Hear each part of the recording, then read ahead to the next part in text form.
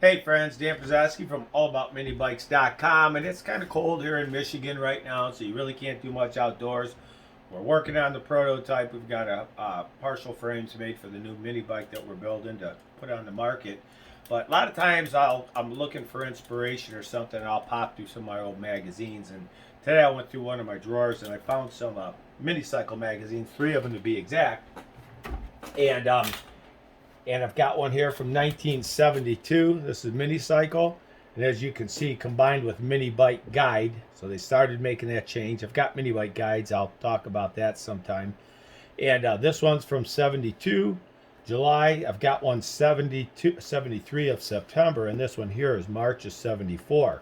But in here you can still see it's combined with Mini Bike Guide magazine.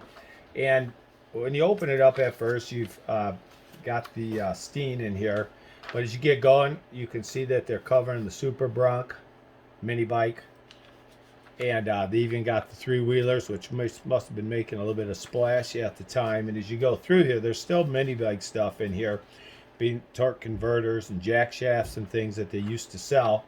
I love this right here. You still got the mini bike in here that they've got for sale. Rupp K parts. I keep going through here. This is kind of cool. You see the 3-wheelers here, and there they got a ski sled on the front of that one for winter. I don't know how all that'd work.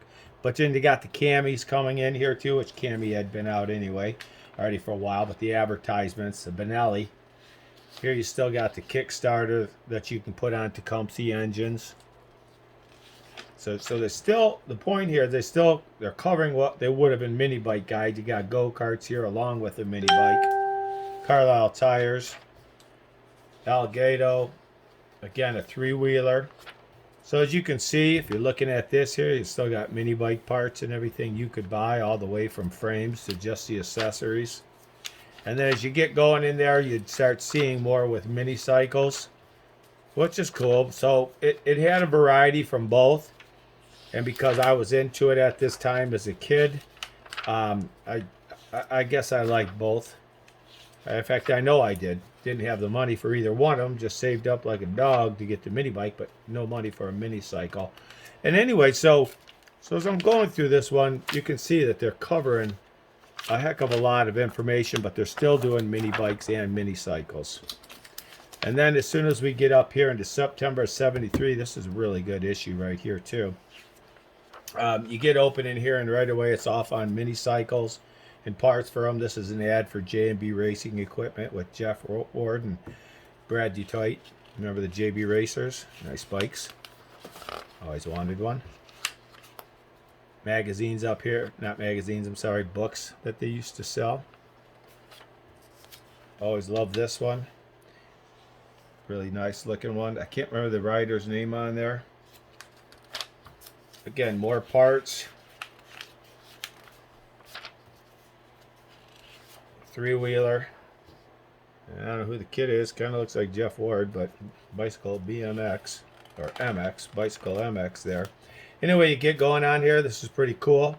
They've got a engine here that they're putting taking off the pull starter and putting a Kickstarter on there. So they're still hitting with the mini bike stuff as they're going with the mini cycle at this time. They got some of the older, the big boy bikes in here with the Honda 125 as it was introduced. And they did do a lot of tech stuff in here too. The point is that they had, again, a lot of good stuff in here. On the back page, same thing. Mini bikes, mini cycles, they had a lot.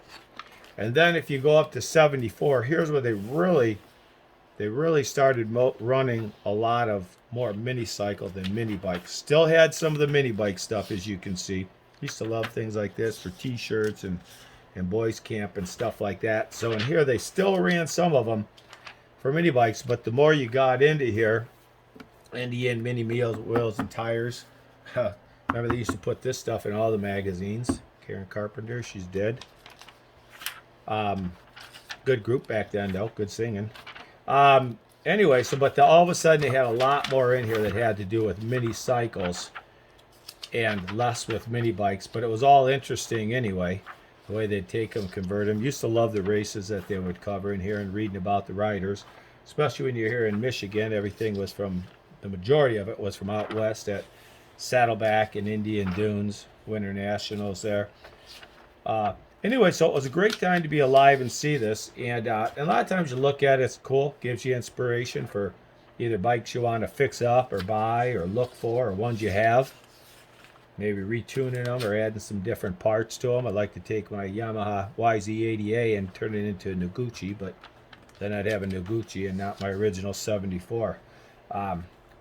Mike Brown on the Suzuki TM75 Allied Cycle. Everybody remembers that. Anyway, I just thought it's interesting to see and read some of that stuff and what went on and how it goes on. And that's what inspires me and Sarah. We kind of look at the both of these. She learns about the stuff I grew up with and the newer stuff and where it went, the history of it. And I think most people should. So I appreciate you watching. And if you got any ideas or more things you want to see or talk about or hear me talk about, just shoot me off an email or go to our website or write on our All About Mini Bikes Facebook page and ask questions, and we'll be sure to cover it. So thanks for watching. Share with your friends and have yourself a great day.